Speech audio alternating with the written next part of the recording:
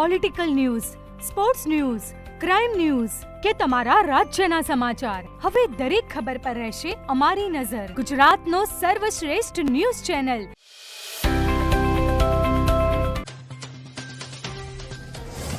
સિદ્ધપુરમાં કાર્તિયોકનો મેળો શરૂ થાય તે પહેલા જ દુર્ઘટના બની છે. ચકડોળ ફિટિંગની કારીગરી દરમિયાન પગ લપસી જતા એક શખ્સ પટકાયો હતો. નીચે ઉભેલા વ્યક્તિ ઉપર આ શખ્સ પડતા તેને પણ ઈજા પહોંચી હતી, જેથી બંનેને સારવાર માટે હોસ્પિટલમાં ખસેડવામાં આવ્યા છે. જોકે સામાન્ય ઈજા હોય બંનેને હોસ્પિટલમાંથી રજા આપવામાં આવી છે. પ્રાથમિક માહિતી મુજબ ધાર્મિક અને મનોરંજનના મહત્વ સાથે સિદ્ધપુર શહેરમાંથી પસાર થતી કુંવારિકા સરસ્વતી નદીના કિનારે યોજાનારા પરંપરાગત કાર્તિકી પૂર્ણિમાના મેળાના વિધિવત પ્રારંભ અગાઉ આજે સાંજના સમયે એક દુર્ઘટના સર્જાઈ છે.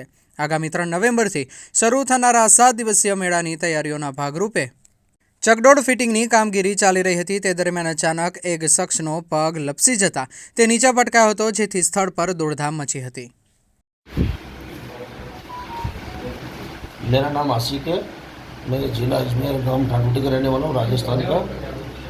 यहाँ हम लोग थोड़ा झूले वूले फिटिंग कर रहे थे सिद्धपुर मुक्तिधाम मेले के अंदर।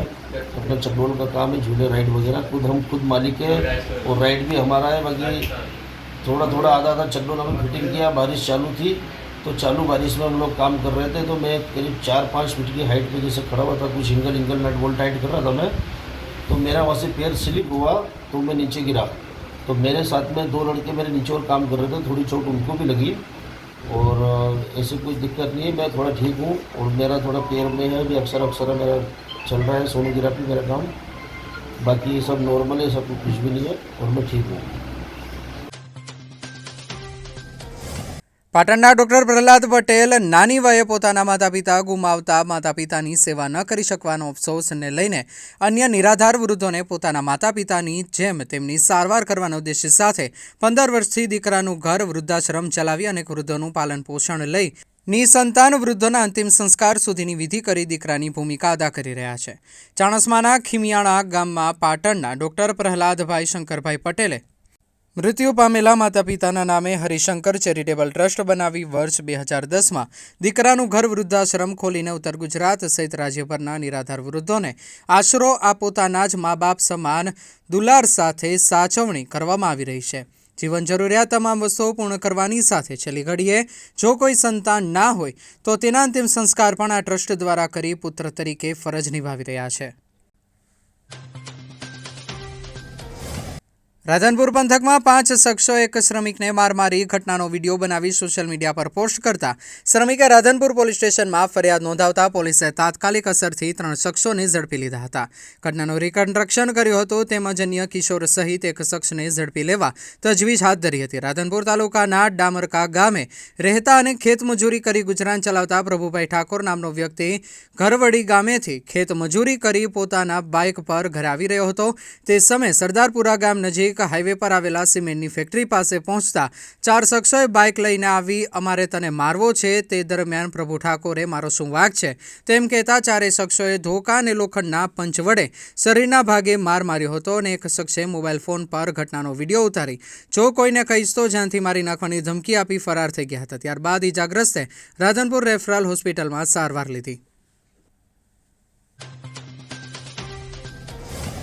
સમગ્ર જિલ્લા પંથકમાં વરસાદી માહોલ જામ્યો. હવામાન વિભાગની આગાહીના પગલે સવારથી વરસાદ શરૂ થયો. સવારથી આકાશમાં ઘેરા વાદળો છવાતા વાતાવરણમાં પલટો જોવા મળ્યો હતો. ગ્રામ્ય તથા શહેરી વિસ્તારમાં હળવાથી મધ્યમ વરસાદ વરસી રહ્યો છે. હવામાન વિભાગની આગાહીને લઈને જિલ્લામાં વરસાદી ઝાપટા પડતા જગતનો તાત ચિંતિત બન્યો છે. સમગ્ર વાતાવરણમાં ઠંડક પ્રસરી હતી. શિયાળાની ઋતુમાં કમોસમી વરસાદ વરસતા લોકો ગરમ કપડાની જગ્યાએ રેનકોટ અને છત્રી લઈ બહાર નીકળતા જોવા મળ્યા.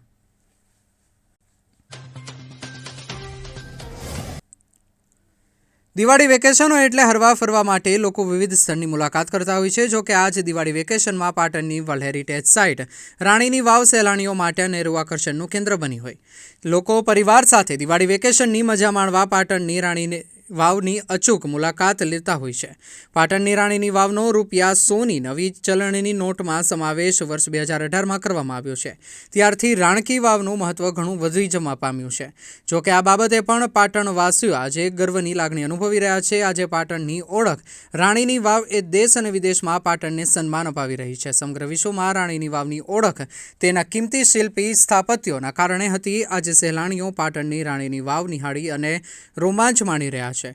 પાટણનું નામ આવે અને રાણીની વાવ યાદ ન આવે એવું ક્યારેય ન બને. પથ્થર પર કંડારેલા શિલ્પી સ્થાપત્ય આજે પણ અડીખમ ઊભા છે. સહેલાણીઓ પણ મન મૂકીને શિલ્પી સ્થાપત્ય સાથે પોતાનું મન હળવું કરી રહ્યા હોય તેવું લાગી રહ્યું છે.